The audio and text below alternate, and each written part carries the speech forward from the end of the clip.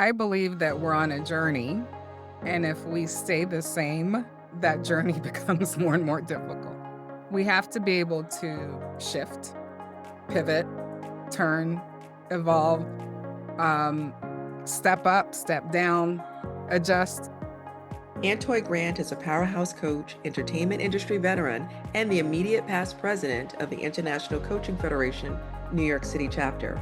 As an ICF Credentialed coach and creator of The Antoy Show, author of the Best Year Ever series, partner at Coaching Heroes, she helps high achieving creatives, leaders, and coaches move from stalled to unstoppable. With over 40 produced media projects and acting credits in Luke Cage, Law and Order, and General Hospital, Antoy blends creative vision with execution mastery to help people own their vision, fuel their passions, and build their legacy. Because according to Antoy, dreams don't wait, and neither should you. When you have goals and you have things that you're pursuing, you have to leave it open for what I call blessings that you couldn't have even imagined. Sometimes the opportunities we're looking for don't exist yet, so we have to create them for ourselves. And that's exactly what Antoy did. In this episode, she shares her journey from growing up in Jamaica to building her own path in entertainment and storytelling. We talk about authenticity, resilience, and how creating your own projects can open doors that didn't exist before. Antoy, welcome to the show. So excited to have you with us this evening. Thank you. So let's start at the beginning. How did your creative journey begin, and what first inspired you to step into the world of performance, storytelling, and personal empowerment? Oh, we starting off big, huh? Now we're starting off big. 50-foot view, and then we're going to zoom in. I Absolutely. love it. I love it. How far back do you want to go? I mean, my earliest memories of creativity is being a little girl in Jamaica. We sitting under an apple tree. We had a big apple tree, and I would sit at the base of it, and I would write poetry, and I would write like little skits for my cousins and even my animal pets for them Really? to act out. I would do the different voices if it was my chickens or goats or whatever, and I would do the different voices. So that's probably my earliest memory of, my creative juices really flowing. The Mhm. second one is probably, when I saw the prime minister on television in Mhm. Jamaica, and, just to give you set up the scene, we had, like, an old television. We had the foil on the antenna. There aren't great signals in the part of Jamaica we were living in at Mhm. the time. So we had the foil, and you had to adjust it, like, even when you were watching television to kinda move it around to get the right Mhm. angle, and the prime minister was on television talking, and I'm like, "Someday I want to do that. I want to be on stage talking to people." I didn't know what it meant, but I just wanted to be on television. I was really young, probably, like, maybe even 7 or 8, but I knew that's what I wanted to do. Mhm. So it sounds like poetry by the apple tree, and then the world stage right there, Yes, in starting that with the prime minister in that order. Why poetry? What attracted you to poetry? What drew you to that medium? I really Your love expressing, like, taking a thought and then putting it on paper and making it rhyme. I thought that was, like, the coolest thing, like, if I saw something or something happen that day, like, how could I put it down on paper and then make it rhyme? Mhm. So that's kind of how it started, and it was almost a way, of purging my system, um, at the time, like, if I would see something or something would happen that day, I would go and write about it, and it was kind of a way of releasing it from my system as a child. I Mhm. was growing up in Jamaica, my parents had left when I was really young.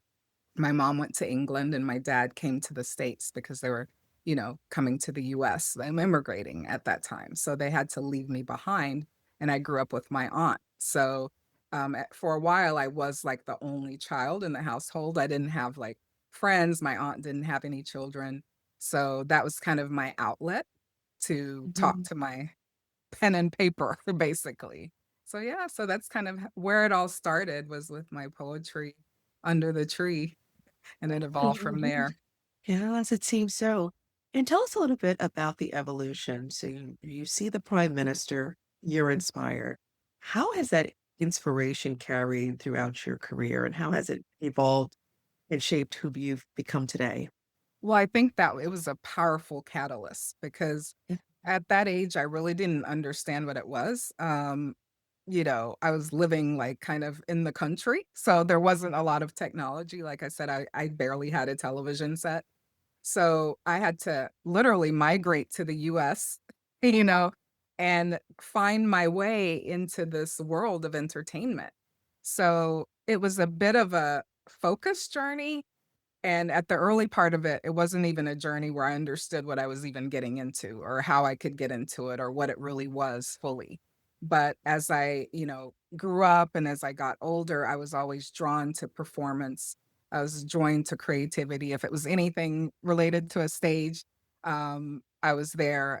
In my early years, I ended up modeling because I thought that's a way to be in front of people, to be on that stage. So I would do modeling. I have Caribbean parents, so they were not hearing it.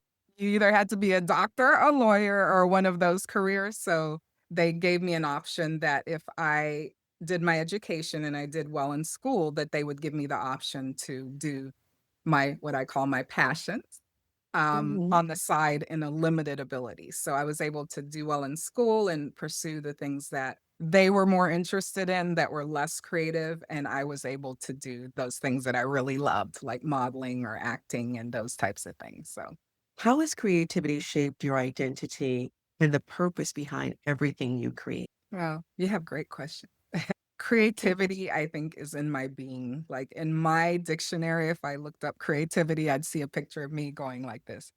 Because it really is a thread through every single thing that I do.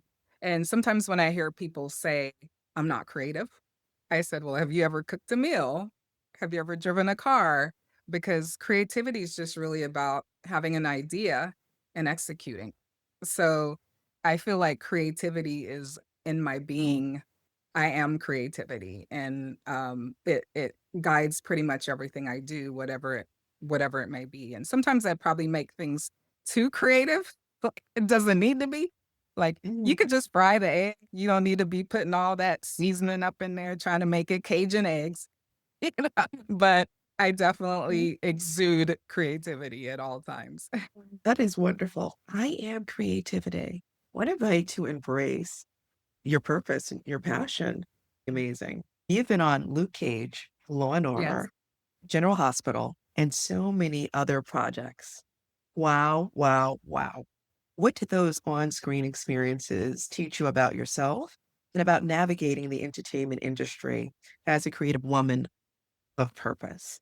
Well, the journey as a woman and even a woman of color within entertainment has been interesting for me because when I started out, there wasn't a lot of roles for women of color in entertainment. Um, I literally would go out to auditions all week, and the role that I would be going out for, it would be Candy, the prostitute. Candy, Candy, the streetwalker. And it was just very frustrating. I'm like, is there not anything else? So at at a certain point, I was in the union, SAG-AFTRA, and I joined it was kind of like a task force that they had at the time, and it was to transform the world of entertainment by opening up roles for people, diverse people. So we did a lot of work on that. It was really difficult because um, people at that time mentally were not, they'd only cast a certain way. And so they Mhm. weren't really open to thinking outside the box yet. So it was some really hard conversations about, okay, how is your entire script Caucasian? Everyone in the script, there's 40, 50 characters, and there's no diversity there. So, and then there was the pushback of, well, why do we have to have someone that's, not? So it was a Mhm. difficult path at first, but when I look at entertainment now and I see all the different facets of people and the diversity that I see on screen, and not that it's fixed, but it really kind of warms my heart that I was a part of the initial, conversations to really say, um, can we just have a Native American play a Native American? We don't need to tan up, John, and to play it. So, yeah, so, I love that journey now when I Yeah. look and see certain characters, female lead characters in certain roles, I'm really happy, and I wanna see more of it. I wanna see all types of people. I want to see people from the world represented within our entertainment community, so, I think there's a creativity and transformation of the minds of the people that create the Mhm. entertainment. Because sometimes people just don't think of you. They just Mm. don't, because Yep. they're not in your world. So to have people that are willing to have those difficult conversations and say, "Why not?" Um, that's a part of the process as well. But I Yes. love that, um, if you don't think of creativity as having to have some special talent in Mhm. creating something visual or, some, auditory or even a book or something. If you think of it as just taking an idea and bringing it to life as creativity, we all are. Yeah. Yeah. Mm. Such a great point. We all are. And when you think, I love the definition of having an idea and then executing, bringing Mm, it to life. mhm, The magic in that process mhm, is a part of that's our creativity and our contribution to society. mhm. That's beautiful. Let's talk about your off-Broadway production, Goddess City. Amazing. Yes. Yeah, so Goddess City explores spirituality, self-love, and empowerment through poetry and performance. What inspired that piece, and how did this stage allow you to express something different from your work on screen? Yes, I love Goddess City. Mhm. So how Goddess City came about, there's this beautiful woman called Abiola Abrams. She's a really great friend of mine. We were both acting in entertainment, and this is during the time when there was no roles other than the roles that I mentioned earlier. Mhm. And she was going out for auditions as well, and literally the same roles. I was going out, I was kind of known within entertainment at the time as the go-to person. I would help people get into the business and get their career started. So if someone was trying to get into the business, they'd be like, "Talk to Antoy," you know? So she kind of knew me as someone who was transformative, life transformative for people really trying to get somewhere. So she reached out to me. We didn't really know each other. She reached out to me. She was like, "Would you be interested in partnering to create this show?" And at the time, we had no idea what it was. We wanted it to be empowering. We wanted to be able to tell the stories that we were living at that time, but also embody stories of every person. So the story of Goddess City is, there are these goddesses in Goddess City, which is the place that we are before we come to Earth. And we're living the perfect life, just beautiful, Mhm. wonderful, if you could imagine, beings just of light. But we see that the earth is in turmoil, and we decide we can't allow this to happen. So we decide as goddesses that we're going to go to earth in the form of a human Mhm. and help the planet. So um, that's kind of what the show's about. But coming into the world, the the higher beings that oversee Goddess City decided that we had to come without memory of who we were in order Mhm. to be able to be fully transformative. So we come to Earth, no memory, and we have to live as humans and experience our life as humans. And so we go through this journey, going through a lot of trauma and a lot of stuff. And at some point, we're supposed to realize that we are divinity. We're divine. Mhm. We've come from divine energy, divine light. And so by the end of the show, um, we discover it, but we discover it by getting to our lowest point in life of experiencing all of these things. So that's what Goddess City was about. It's very powerful. It addresses a lot of issues that we thought, at the time, people were going through, and unfortunately, people are still going through because they're so relevant just in the human experience. So, it was a really powerful show. We got together, we wrote it. We had no idea, what would happen. We brought on some other goddesses to play the other roles. We entered into a theater festival, the National Black theater festival it was in North Carolina at the time, and we didn't get in, but we decided we didn't get in, but we're gonna go down there anyway. Because it's kind of one of those festivals, if you didn't get in, you could kind of find it if you found a space in the city, you could just perform your piece. So we decided we are gonna go, and if we had to do it in the park or in the lawn or wherever, people will just gather around and look at you. So, but when we got there, because we have very focused energy, the first person we met was the son of the theater festival, because he saw us and we Amazing. always dress like goddesses and stuff. So he was like, "Who are you guys?" And we're like, "We're Goddess City." So he was like, "Come on in, you gotta meet my dad." And, I always had a script in my pocket, so I hit him up with the script. And so he was like, "I can't promise anything, but I'll show it to my dad." And so the next day, they were like, "Can you perform for August Wilson and Amiri Baraka, 'cause and I'm like, "What?" Oh my And goodness. other major playwrights at this Mhm. festival, and so we had to get it to we're on point because 'cause we're great actresses, but the pressure, of and so we had to do a reading of it, which we did, and it was amazing, and then we ended up getting, production in New York off-off-Broadway from that experience, so it was a really powerful experience, and then the show ran for about 2.5 years, Mhm. and it was really powerful. It was just really powerful. It sounds like it was powerful and transformative. Oh, Mhm, wow. What a huge win. And talk about divine alignment and being mhm, prepared, mhm, right? mhm, And going anyway, right? Getting yeah, the fact that you weren't accepted, but mhm. then you went anyway and doors open. What did the entire process of working on Goddess City and moving forward to off Broadway, what did you learn about the process? About yourself, about life? One thing I learned is that because 'cause I've been acting for such a long time, and when you're acting, it's not I don't wanna say it's not empowering, but you're at the whim of whether someone else says yes. And what I learned with creating, our own show, Goddess City, Abiola and I realized because we were, like, auditioning in the daytime, and then we'd be having these big meetings in the afternoon, like, we'd be meeting with music producers and record labels because of the dynamic of the show, people were very interested. And we would go from, "We don't care about you, you're just an actor," to the same people walking into a room and people were like, "Oh my god, you wrote the show, you're a producer, blah, blah, blah." So what we learned from the whole experience is that it's really how you embody yourself and how you position yourself because we were the same people.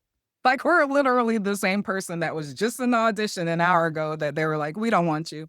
And Mhm. we weren't doing anything differently other than just creating our own vehicle.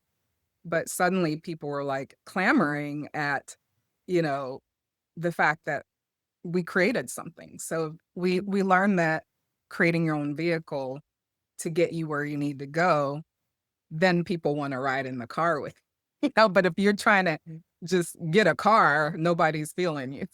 That makes sense. That makes absolute sense. Creating your own vehicle. I love it. It's like build it and they'll come.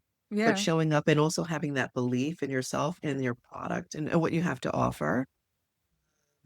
That's just amazing. Amazing. And I wanted And to then add one thing too, because mhm, I'm a spiritual person, I believe in God and I with all things I do, I try to embody light and spirit and being. But Abiola, whenever we would need something, Abiola would say, "Antoy, we need a," because there was something about her telling me and me being, "Okay, we need that." And literally, like, one time she told me we needed I forgot what it was. It was like we needed something, and we walked around the corner, and it was literally and she was like, "See, you see why I tell you." But it was literally like that. It was like we're in divine alignment with this show. It was like the perfect time. Like, everything kind of came to us. It's like as we thought of what we needed, it was like, "Okay, there's a producer, there's, a percussionist, there's a drummer," all these different things kind of came our way. So I always felt like it was a divine inspiration. And so everything was supported to kind of make it go forward. being in alignment opens doors. Mhm, mhm, And then the belief system and knowing that you're supported, mhm. the resources will come. The Yeah. resources will. And I think at that time, I don't wanna say my faith isn't as strong now. I've Mhm. had, um, a lot of things happen that didn't support the ability for me to manifest since that time, but during that time, I was much younger. I had no fear and no doubt in my being. So when I was gonna do something or if I wanted something, I literally thought it and it happened. I don't wanna say I was less jaded, but maybe I was less jaded at that time. Mhm. I didn't think I was like, "I'm God's child, so I'm his heir," and so if I want something, then, all I have to do is ask, and it's there. I really believe that, and that's kind of how life happened. But Mhm. since then, of course, other things have happened, and then sometimes you start to lose your faith. Like, so do I really got it like that? So I'm Right. I'm kind of working on that again. But there is something about I do believe that if your frequency, like your inner magnet, your inner frequency has any lags or, dust or dirt or, just there's something blocking the frequency being totally like there's no doubt whatsoever, then Mhm. things can happen much faster. At least that's what I've seen. That makes sense. Based on your experience and knowing that maybe jadedness is changing the way you manifest, how can someone move into alignment and see God's hand in the work that they're doing and also receive what they're asking? Do you have any advice or any words on that particular area? Well, I think I don't want to say my newest thing is um it's not in my time. Because I Mhm. think in the past, the things that I'm working on now really requires more of me, more of what's being created, and they have I believe a bigger impact. So sometimes all the pieces have to come together for that to happen. So sometimes you could be totally ready and totally aligned, but maybe your other pieces aren't ready and aligned, and when I'm coaching couples and they're kind of, someone that's looking to become a couple, they're looking for their partner, they'll be like, well, I'm ready, I'm looking, I want to, and I can't meet anyone or I'm not reading the right people. It's like, well, you're one of 2. So the other one has to be working through their stuff too. Right. So I do believe my newest thing is everything happens in the right timing. Because what I've found is even things that I wanted to happen, like, now that didn't happen and they happen later, when they happen later, it was so perfect the way everything came Mm. together. So just trusting that it will happen if you're still on the journey that and you believe and you're working at it, that it's gonna happen. It may not happen in the time frame that you think it's gonna happen in, but it'll happen as long as you're still working on it. And that's the key word. It'll happen as long as you're still working on it. Yeah. You have to keep going. Mhm. You can't keep you just have And to I keep always use going. this analogy sometimes with my clients. So you decide you want to go to Los Angeles. Like, I wanna go to Los Angeles. Let's just say you wanna go to and you live in New York. And you're not even sure how you're gonna get there or when, but, maybe years from now, you decide, "Okay, I'm gonna take a cross-country trip," But for all Mhm. those years, you didn't do it, but it was something that stuck in your head and your mind that it was something you wanted to do. So you decide you wanna go cross country, in a car. So you get in a car and maybe you break down in Texas. Oh Your my car breaks goodness. down. So do you, like, go back to New York or do you figure out how to get it fixed and maybe keep going to California? So that's kind of how life is, like, you have that vision in mind, but if you decide to go back to New York, that's your decision. You could totally make a different decision, which is, "Okay, my car broke down, and if they can't fix it right now, let me rent a car. I'll drive to California, they can fix it while I'm in California, and I'll drive the Mhm. rental back, and then I'll." So it's just kind of like, how bad do you wanna get there? Because Mm. there's gonna be things that come along your way to block your path or little hurdles that you have to go over. It didn't go quite right how you planned it. But if you really wanna get there, even if it's years and years, if you hang in Mhm. there, it'll more than likely it will happen because there's something within you that, like, let's use the word passion. There's a passion somewhere in you that's saying that's something you need to experience and something you need to do. So it's just a matter of your determination and are you going to do what it takes to get there? Determination, and are you going to do what it takes to get there? Hmm. Mm, that's true. That's true. We have to sacrifice sometimes. We have to sacrifice a lot, but Hmm. keeping the vision in mind. And I love the example you gave, the bumps in the road. We're Hmm. going to have those and distractions, but we have to keep going. Hmm. We do. So, speaking of divine alignment, manifestation, and things coming to pass in its own timing, you have to tell us about Mango Seed Entertainment. So, you founded Mango Seed Entertainment LLC, a Yes. company centered on storytelling, which that's your wheelhouse, Mhm. lifestyle, and inspiration. What sparked the creation of Mango Seed, and what impact do you hope it continues to make in the media and creative world? Oh my God, mango seed is an evolution. So what prompted me to start Mango Seed was, and it's something that I've experienced throughout this journey is just um, the lack of availability of people saying yes to creative Mm, people. So tell me more. while I was in LA, shopping shows to the major networks, I was acting, I was doing all of this stuff. Um, and I saw other people doing the same thing. I saw producers trying to produce their projects. I saw writers trying to get their script seen. I saw cinematographers trying to get work. I saw lighting people trying to get work.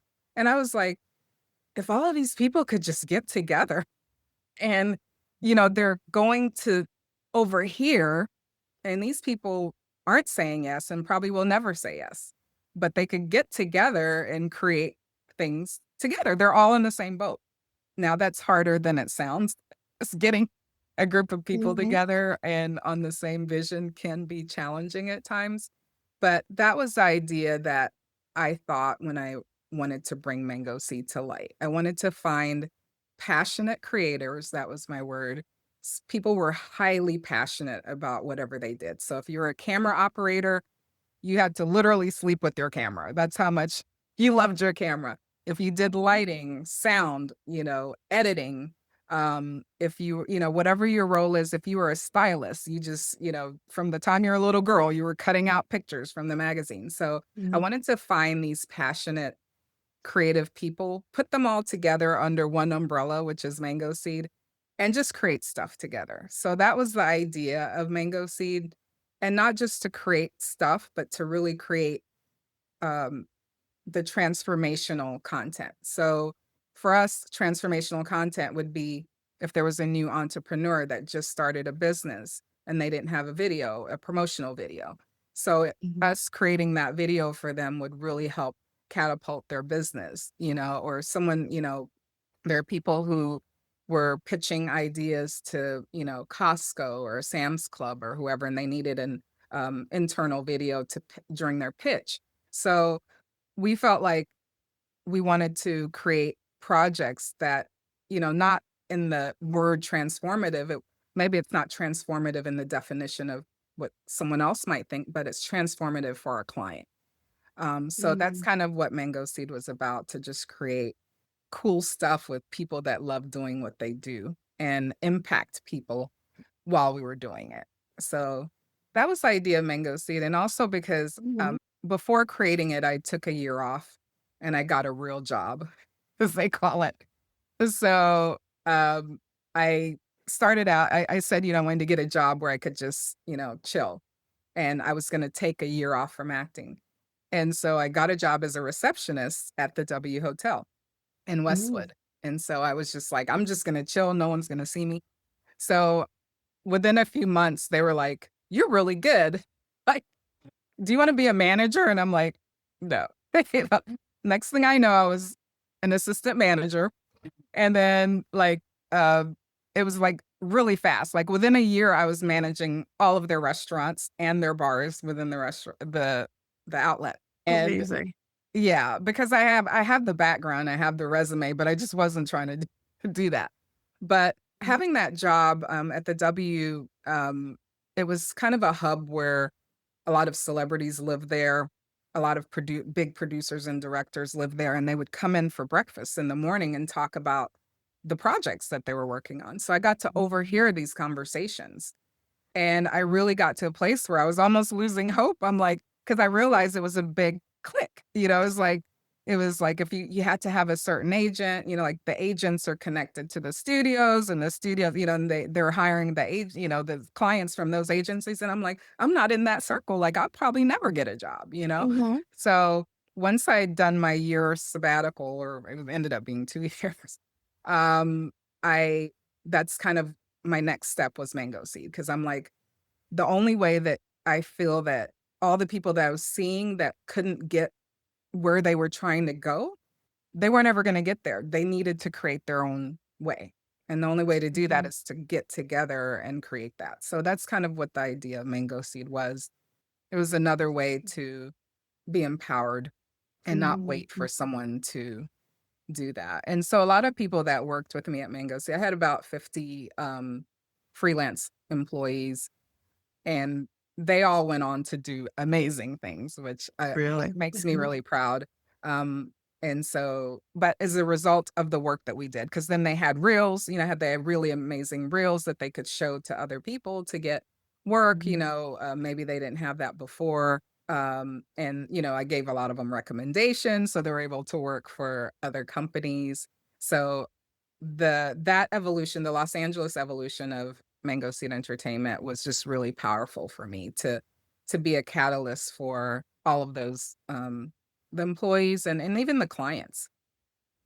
What was your mindset after you heard all the conversations, you knew it was a click, you had to create a vehicle, bring passionate creators together. How did you shift your mindset to say, "Okay, I can do this," knowing that the odds were stacked against you? Well, I've been told before that I'm unrealistic. Oh, okay. That I'm unrealistic in my thinking, Mhm. but my unrealistic thinking works for me, because I don't g I don't go into things thinking I can't make it happen. I really go into it thinking, "This can happen." And so sometimes from people from the outside looking in, I've even had people say, like when I started my company, one of the people that worked for me, her father said that I had a pipe dream.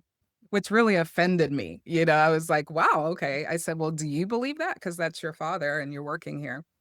But my unrealistic dreams work for me, because I don't put limitations on it happening. Uh, so yeah, that's as simple as it is.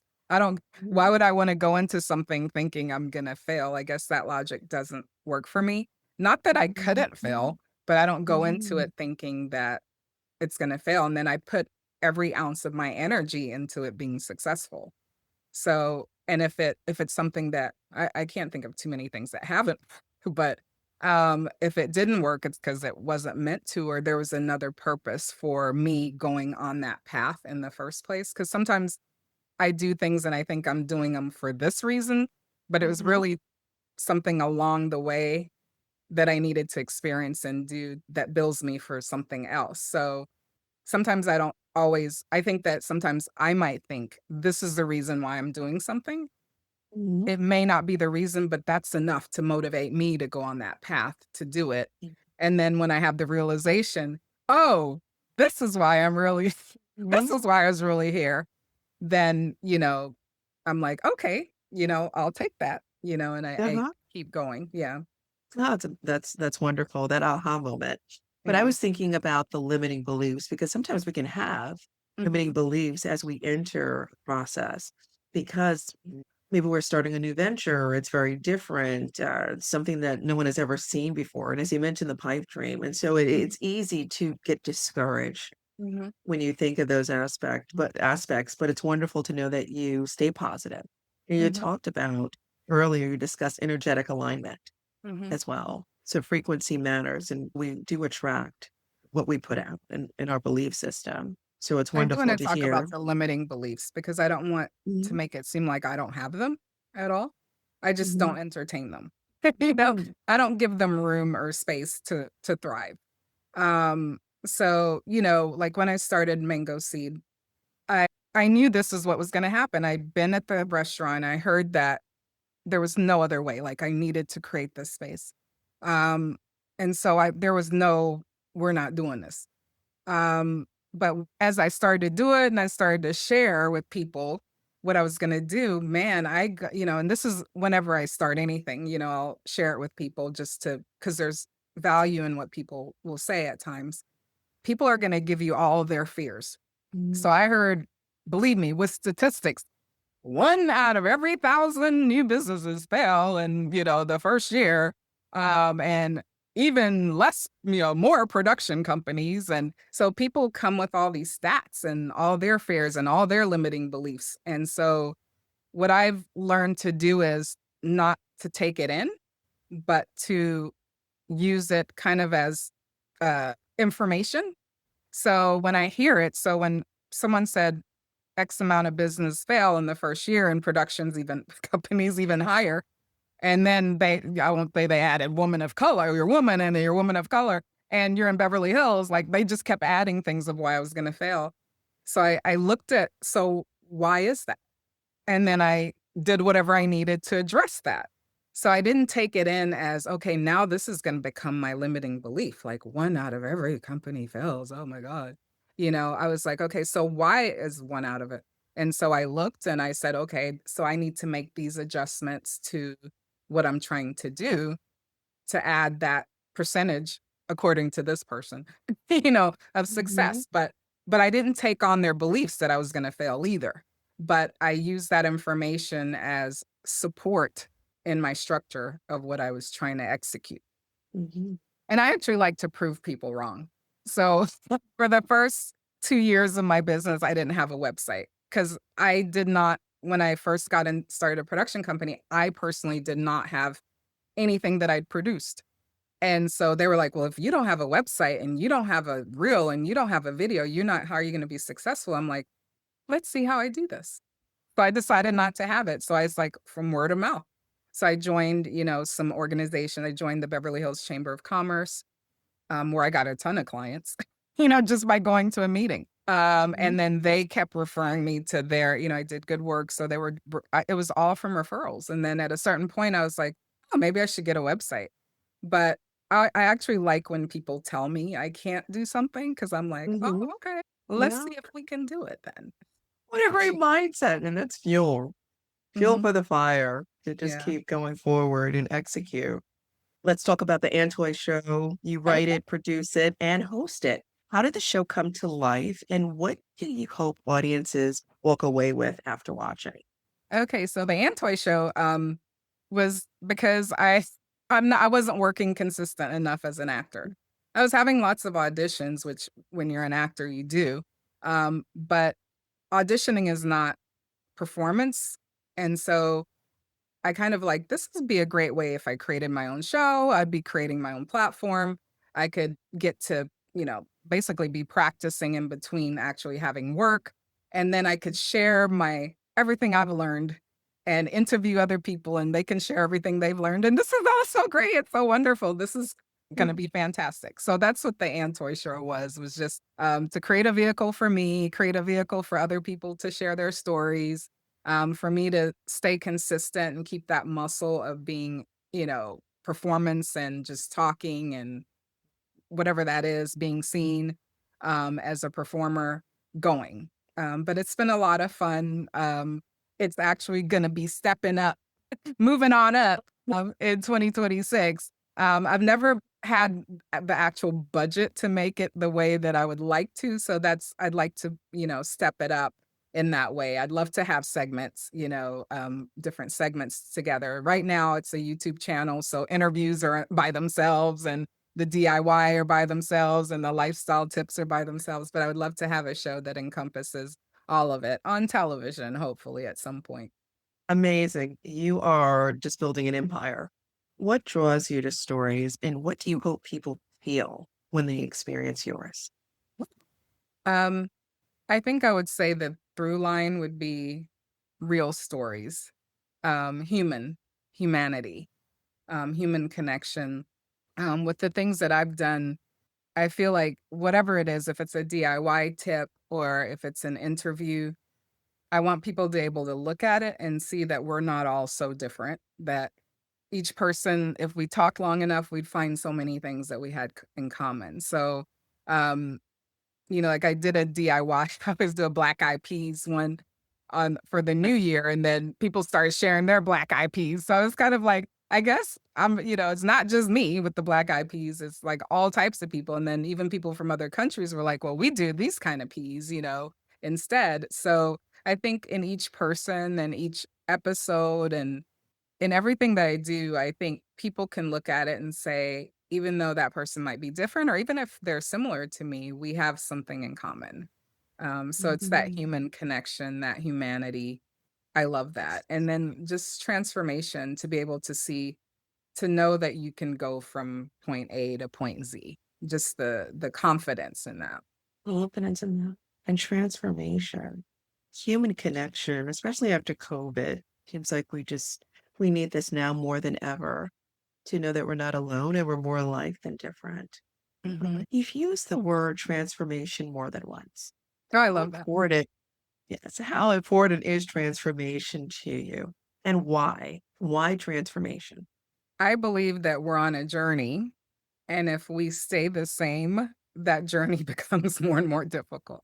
We have to be able to shift, pivot, turn, evolve, um, step up, step down, adjust. To me, that's transformation as things are coming at you or to you or however it's coming. You have to be able to transform yourself to in the best, way that you need to transform to push through or get through. So that's for me, transformation is that ability to, morph and evolve um, to who you need to be in that moment of your journey. Um, I love the word transform. My words are transformation, empowerment, inspiration, and entertainment. Those are my favorite words that are kind of like I keep in mind with everything that I do. Mhm. It allows you to move with intention, Yes, move yes. with purpose. Mhm. Purpose. Tell you. Best year ever. Yes! Yes. Let's talk about best year ever. So you're also the author of your best year ever books, which have touched so many people. What inspired you to write these books and how do they connect to the mission behind your creative and coaching work? Okay, so, I've always kinda wanted to write a book. I have a bunch of them in the closet, like, sorta written, half written, quarter written. We'll get to them. But this one kept coming up for me because as I was working with clients and we're, setting our action plans for, what they'd like to do, then I would get all these questions, like and throughout my life, I've had certain questions like, "Anto, how are you able to do all this stuff that you do? And how are you able to juggle so many things? And how do you get this stuff done?" So I get these questions a lot. So I thought if I create a book and I put it all in there, then I don't have to keep telling people. I just say, go get the book. So that's really kind of what happened. And I wanted clients to kind of have a framework and a structure when I'm not around that they can use to, plan and execute what they need to do. So the best year ever books, the first one I wrote was a planner and a journal because I feel like that's the simplest way. It's a year-long book, so you can start at any time, and as you go through, you can literally map out all your goals. You can break it down into quarterly, monthly, weekly, and daily ways of getting it done. I threw in a Mhm. bunch of affirmations to keep you positive. I literally threw in everything but the kitchen sink that people can use to stay on track. Because that's another thing too. Sometimes people can plan, but then they lose focus, they go drift off. So if you stay on the book for a year, pretty much you should have everything that you set out to do in page 1 done by the end of the book. So it's a way, what I always call it, it's the best next best thing to having me as your coach is getting a book. And then when that came out, then people were saying, "Antoy, can you just, I don't need a planner. I don't need the journal part or I don't need the planner. Can you just create something that's just a workbook so I can just do my goals?" So that's where the second book came from. So I broke it down to where their only focus is on getting just to their goals. They're not doing all that other planning, they're not journaling, they're not doing any of that stuff. So that's where the second book comes. And just as a note, as far as the creative process, um, Mhm. these books were I put myself on an intense timeline with these books. Like, I think it was this summer, and I decided, like, I'm gonna do it. I'm gonna launch it in November. I'm like In the same year. of the same year. And so I just put myself through it, but I got it done. I got it done, but it was intense because it was my first time doing a book. I self-published. So I was learning as I was doing, which was maybe not ideal, but I got it done. I was very happy.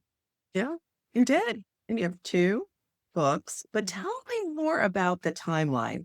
Why such an aggressive timeline? Why didn't you Because say, I was sick of talking about doing a book. I'm like, I'm the kind of person that I don't like to talk about something. I just like to do it, and I felt like that was something I kept talking about, like, "Yeah, one day Imma have a" you know? And, I was just like, the best way to do it is just to, do it, and I was like, "I'm not gonna wait another year," Mhm. because that's what I'd been doing. I'd say, "Okay, next year I'll do it," or, "When the time's better, I'll do it," or when I have more time. And just so you know, I was like with babies.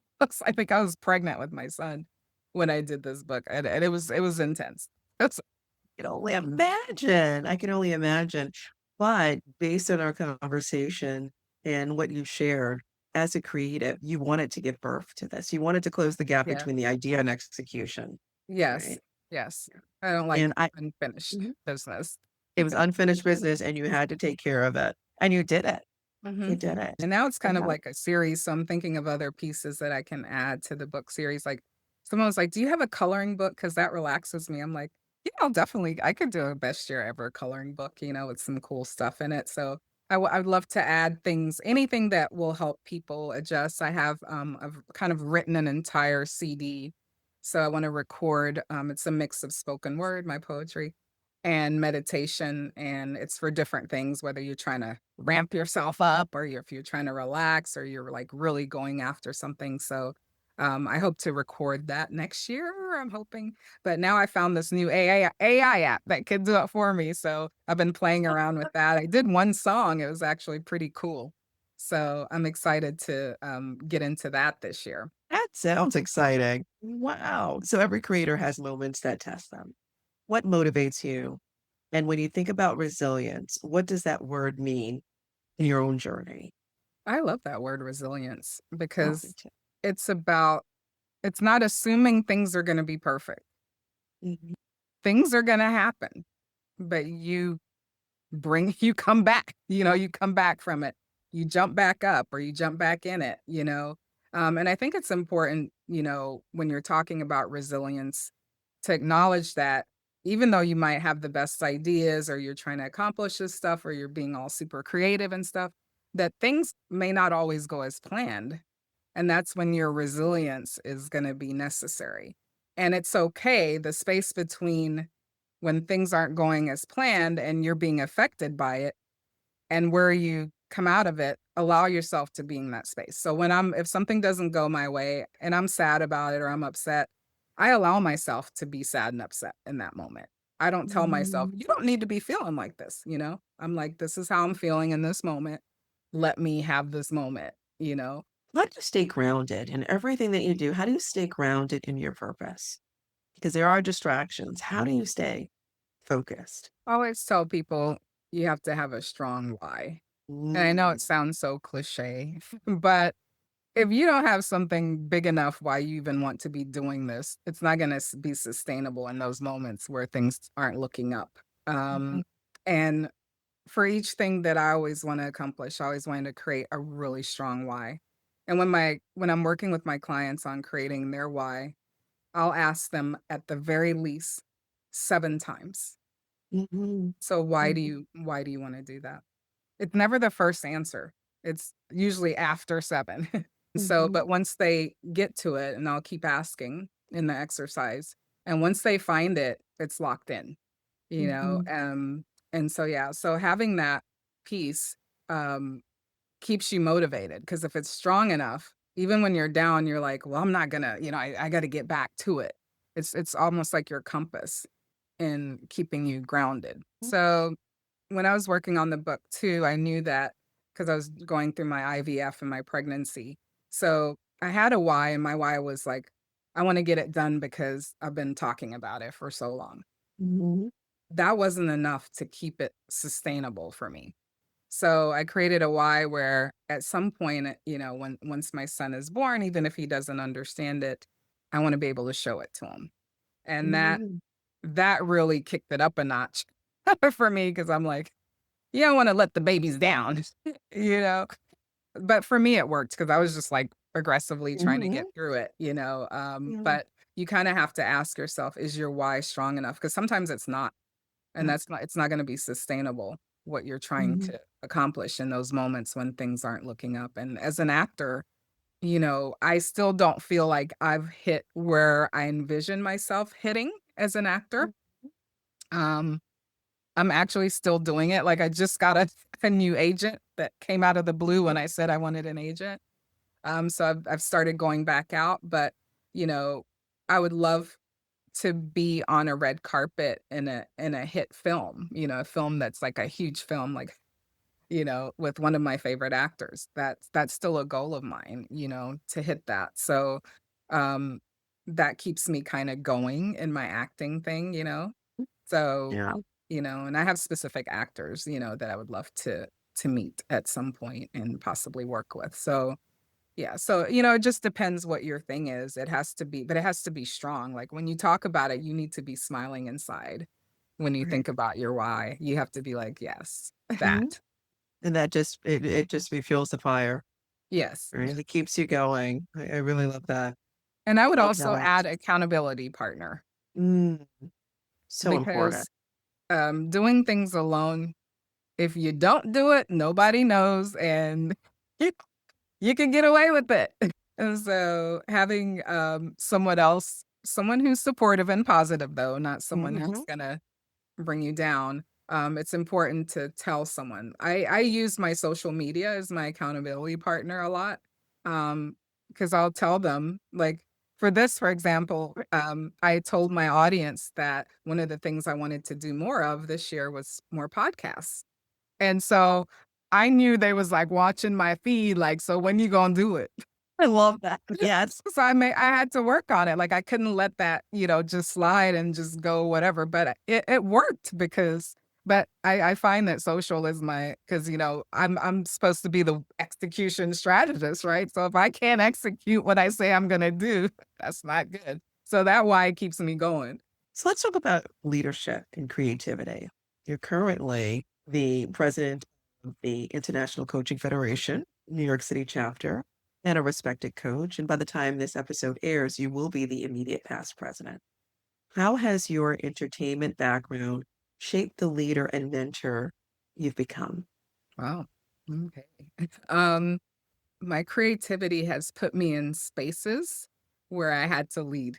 Um, and the creative process within production is a leadership role no matter what you're doing. So if you're the camera operator, you're the expert you're the leader of that. If you're the producer and director, you're leading everything and everyone. Having my own entertainment company gave me an opportunity to be an entrepreneur and really lead in that way. When I did Goddess City, I was, the writer, producer, director along with Abiola. So we had to lead there. So sometimes people, like there's certain words and certain things. And I always say that we're kind of all leading somewhere. So, like, if you're a mom, you're leading your children. If you're a dad, you're leading your children. If you're, I don't know, a nanny, you're leading when you're taking care of the children. So, we're all leaders in a way, in a sense. But I feel like the presidency came as such a surprise for me because I wasn't leaning into my creative side. I had been told once I became a coach that I shouldn't even tell people that I'm an actor, producer, director, that my clients would not respect me as a coach. So that's what I was told. Another thing that people say from limiting beliefs. Mhm. And so this person had told me you need to have three different websites. You need one for your acting, you need one for your producing and directing, and you need one for your coaching. And so I was designing because I do my own websites. I was designing the sites and I'm like, this feels like I'm split in three different pieces. I don't feel like I'm Mhm. being authentic in any of them. because I'm leaving out a whole part of my life that's going on over here. And so I boldly said, if someone can accept me for who I am, like often, my whole self, they don't need to be my client. And that's literally what I said. And then I still didn't know marketing wise how to present myself. Um, in all these diverse places. So I created a website and I just created a coach tab, director producer tab, and speaker performer tab. And so that's Mhm, kind of what I had. And I'm like, if they come here and they're looking for whatever, just click on what they're looking for. So I put it all in one place and I was a little scared because I was like, I'm probably not going to work anywhere because the people who want me to produce are going to be like, so is she a coach or is she an actor or is she like, what is she? It's mhm, confusing. But I tried to package it the best way I could. Now, the path to presidency had to do with me being authentically who I was because I had said, forget it. I'm not doing this splitting myself in a million pieces thing. I'm going to be my whole self. So when mhm, I first volunteered, I straight up told everybody, hey, I'm a coach, but I'm also a writer, producer, director. This is my background. This is where I work on a daily basis. And so but that was the thing that made me stand out because there wasn't any other coaches with my background. I knew how to edit. I knew how to do graphics. I knew how to do all the marketing stuff. I knew how to do branding, and it was really needed. So, mhm. I was actually their first director of marketing and communications. I set up the whole marketing and communications division within ICF NYC, and it was because of my background, me leading with that, like, this is who I am, but I'm also a coach, that really, I believe, catapulted me to the presidency because working as the marketing director, I got to work with every director. So they all got to know me. They all got to work one-on-one with me for 2 years. So by the time I was ready to, not be the marketing director anymore, they were all like, "Do you wanna be president?" And I'm like, "What? President?" So that's kind of how it happened. It was a real fast Mhm. track. And it was because I leaned into my creativity and not leaving it out because I could have totally listened to the person that told me that and just came in and said, "I'm a coach," and left it at Mhm. that. But because of, bringing my whole self, that's what led, and you would think, this is a coaching organization, you wouldn't maybe necessarily have a producer, director, writer leading it, but that's kind of what happened, you know? If you had a moment to speak with your younger self, what would you say? It's gonna turn out all right because Oh, there's times that I didn't know if I'd, even be around, much less, that's a whole other interview, but, mhm, the flaw I call it glossy and flossy of my life that people see, there's a whole other dark story behind it. So as the little girl Antoy, um, she's been through a lot. She's had a lot of moments that in those moments, it's like, there's no way I could have ever in that moment seen myself here today. mhm. So, I would like to tell her it's gonna be okay and it's gonna turn out all right. And it's still Yes. going. And it's still going. It's Strap going. on your seatbelts. And for creatives who feel stuck, stalled, or unsure of their direction, or they're afraid to bring their whole self to everything that they do, what wisdom would you like to share with them to help move forward? Other than calling me and help them get unstuck, Or buy uh, your book. Your and buy books. my book. I would say just start. Mhm. Take that Start. first step. Um, do something that motivates you. Get support in getting it done.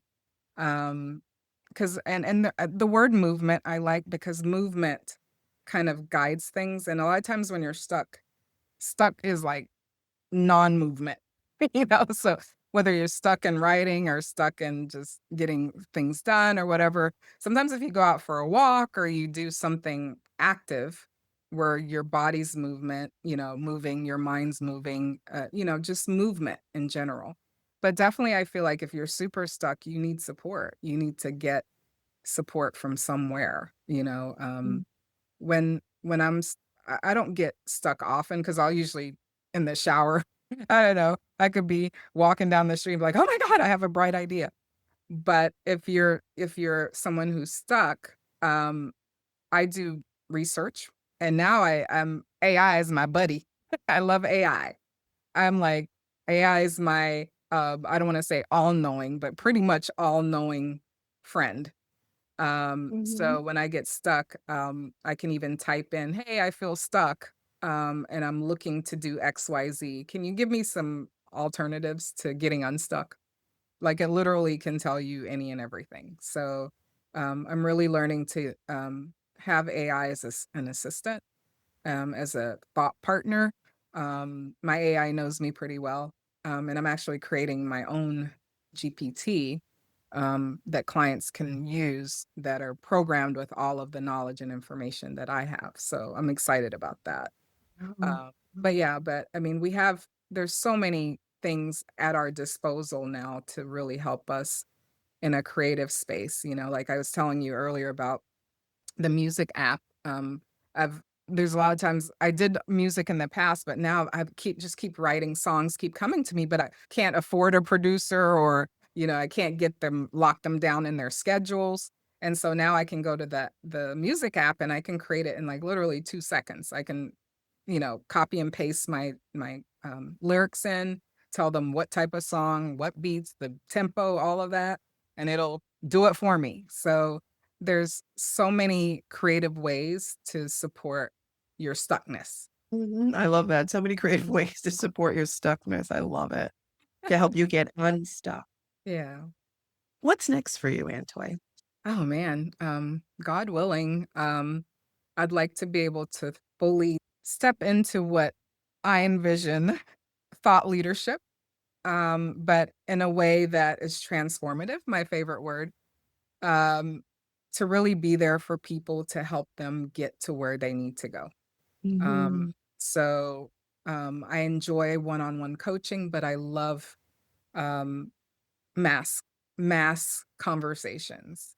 I feel like the way the world is right now, we need to accelerate, um, the number of people that are transformed so that they can go be more transformative. So, I love one-on-one, but I feel like if I could talk to 3,000 people and create, a seed, mango seed within them that they can become transformed, then they could 3,000 people could go out and transform 30,000. So that's kind of where my head is at, is like in a mass transformation, um and not like everyone's going to go out and change the world. I mean, you could just be changing the life of someone down the hall from you where you live, but Mhm. just really changing the mindset of where people are operating and into a more positive space, because I feel like right now we're very separated, um, by just things going on in the world, and it'll be Mhm. nice to get grounded and centered and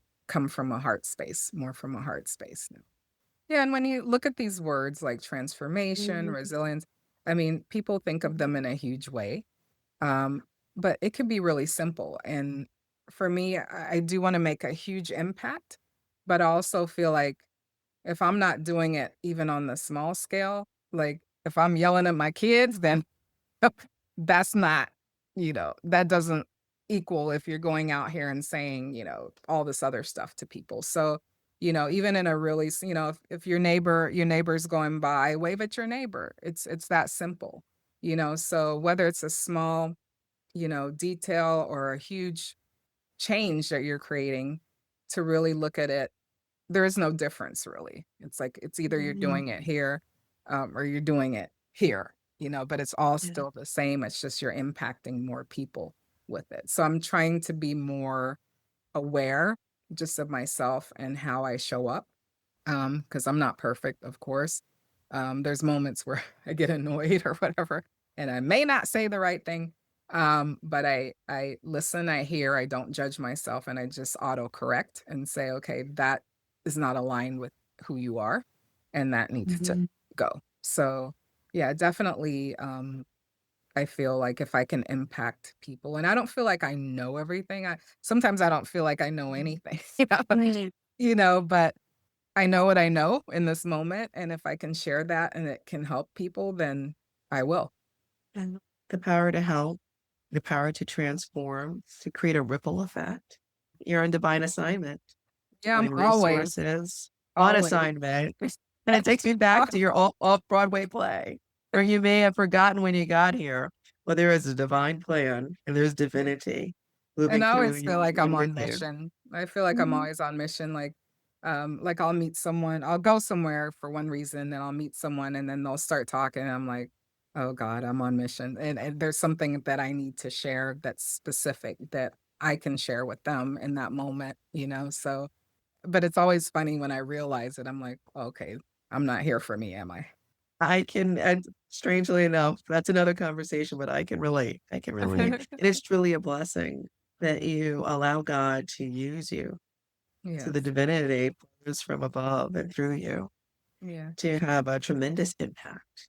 And Tremendous it's hard to impact. trust because there are things that, like I said, I've been going through, that I'm jaded, but, there's things I've been pursuing an acting career since God knows when, and it hasn't happened yet, and then I have these voices, actual voices in my head saying, "Are you still trying to do that?"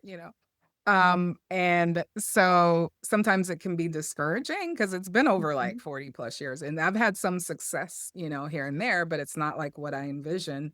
But I think that's definitely something that I feel like it'll happen because I've already saw the vision of it happening.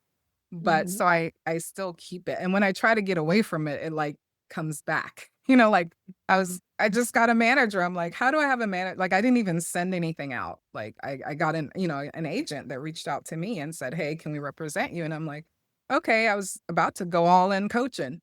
And here you go. But I do feel like the performance part will help me with the future things that I'm doing. So it may not mhm, be acting, it may be being on stages, but because I have that training and that experience, it'll be a lot easier for me than maybe others. So right now I'm just on the path. Something pops up, there are things that I want to do that I'm focused on doing. But I'm also open. And I think that's important when you have goals and you have things that you're pursuing, you have to leave it open for what I call blessings that you couldn't have even imagined, because that happens too, you know? mhm. It's powerful.